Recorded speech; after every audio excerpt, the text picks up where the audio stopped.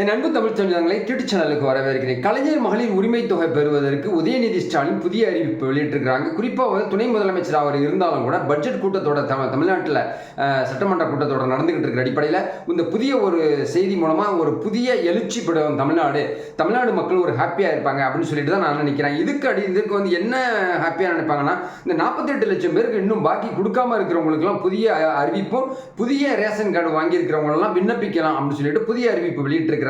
இந்த அறிவிப்பின் மூலமா நம்ம தெரிஞ்சுக்கிறத விஷயத்தை நிறைய இந்த வீடியோவில் சொல்ல காத்திருக்கேன். இந்த வீடியோ ஸ்கிப் பண்ணாம பாருங்க. வீடியோ பிடிச்சிருந்தா லைக் பண்ணுங்க, கமெண்ட் பண்ணுங்க, ஷேர் பண்ணுங்க. புதிய நண்பர்கள் யாரும் சப்ஸ்கிரைப் பண்ணி யூடியூப் சேனலுடைய நெருங்கிய சொந்தங்களை அடங்க பக்கத்தில் இருக்க பெல் பட்டனை கிளிக் பண்ணிக்கோங்க. அப்புறம் நோட்டிஃபிகேஷன் உடனுக்குடன் வந்து கிடைக்கும். நண்பர்களே, மிகப்பெரிய ஒரு பூமலை குண்டு தான் வெடிச்சிருக்கு தமிழ்நாட்டில் அப்படின்னு தான் சொல்லணும். ஏன்னா 12ஆம் தேதி 12/3/2025 பட்ஜெட் கூட்டத்தோட தாக்கல் நடக்குது சட்டமன்றத்தில். இதில் அடிப்படையில் நிறைய விஷயங்கள், நல்ல விஷயங்கள் நிறைவேற்றிக்கிட்டு இருக்கிறாங்க. இப்போ பார்த்தீங்கன்னு சொன்னால் இன்னைக்கு தேதியில் பார்த்தீங்கன்னாக்கா கனிமொழி எம்பியாக இருக்கிறாங்க. அவங்க நாடாளுமன்றத்தில் இலங்கை தமிழர்களுக்கு குடியுரிமை கொடுக்கணும்னு சொல்லியிருக்கிறாங்க.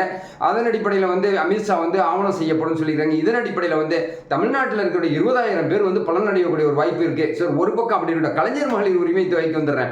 இந்த கலைஞர் மகளிர் உரிமை தொகை ஈழத்தமிழர்களுக்கும் வேணும், அவரும் நம்ம தொப்புள் கொடி உறவு தான் அப்படின்னு சொல்லிட்டு உதயநிதி ஸ்டாலின் தமிழ்நாடுடைய துணை முதலமைச்சர் சொல்லியிருக்கிறாரு.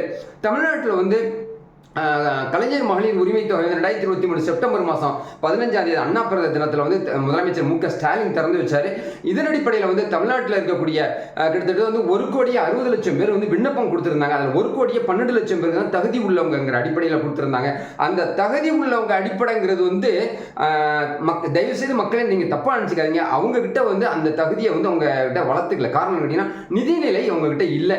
அப்படிங்கிறதுக்காக உங்களுக்கு தகுதி இல்லைன்னு மக்கள் மேலே காரணம் வச்சுட்டாங்க.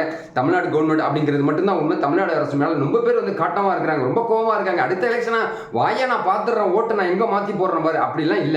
அவங்கள்ட்ட கஜானாவோட பெரிய பிரச்சனை பணம் இல்லை. காரணம் என்ன கேட்டீங்கன்னா, அஇஅதிமுக ஆட்சி காலத்துல அதாவது கிட்டத்தட்ட 4,000 கோடி ரூபாய் கடன் இருந்துச்சு அவங்களுக்குன்னு சொல்லிட்டு சொல்லியிருக்கிறாங்க.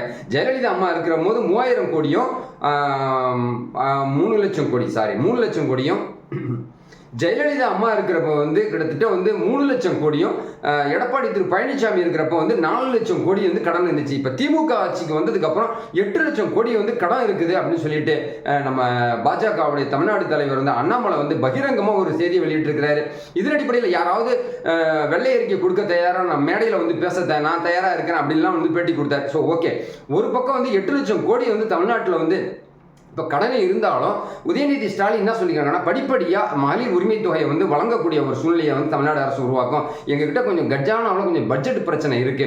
ஓகே, பட்ஜெட் பிரச்சனை தான் அரசுக்கு இப்போ 3% இடஒதுக்கீடு இது கொடுத்துருக்கீங்க, ஏன்னா அகவிலைப்படி கொடுக்க போறீங்க, தீபாவளிக்கு போனஸ் கொடுக்குறீங்க, தமிழ்நாடு மக்களுக்கு அரசு ஆரம்ப சுகாதார நிலையங்களுக்கெல்லாம் மேம்படுத்துறீங்க, அங்கங்கே உள்ளூருக்கெல்லாம் சரியா என்ன சொல்ல போனாக்கா தொடக்க வேளாண்மை கூட்டுறவு வங்கிகள் மூலமாக நகைக்கடன்கள் தள்ளுபடி பண்ணுறதுக்கான அத்தனை திட்டங்களை ஏற்படுத்தி பண்ணுறீங்க, பயிர்கடன் கொடுக்கணும்னு சொல்றீங்க. இன்னும் சொல்லணும்னா சுய உதவி குழு கடன்ல நிறைய மக்கள் பலன் பெறும்னு சொல்றீங்க. ஸோ மகளிர் உரிமை தொகை தேர்தல் ட்ரெண்டிங்ல வாக்குறுதி கொடுத்த நீங்க ஏன் கொடுக்கல அப்படின்னு சொல்லிட்டு நான் சொல்றேன். தமிழ்நாடு மக்கள் சொல்றாங்க, அந்த 1,60,00,000 பேர்ல 45 லட்சம் பேருக்கு இன்னும் பணம் கொடுக்காம இருக்கிறாங்க. இன்னும் சொல்ல போனா மாசம் 1,000 ரூபாய் கொடுக்காம இருக்காங்க. டெல்லியில 2,500 ரூபாய் கொடுக்க போறதா அறிவிப்பு கொடுக்க ஆரம்பிச்சிட்டாங்க. இப்ப பக்கத்துல சின்ன மாநிலமா இருக்கக்கூடிய பாண்டிச்சேரியில 2,500 ரூபாய் கொடுக்க ஆரம்பிச்சிட்டாங்க.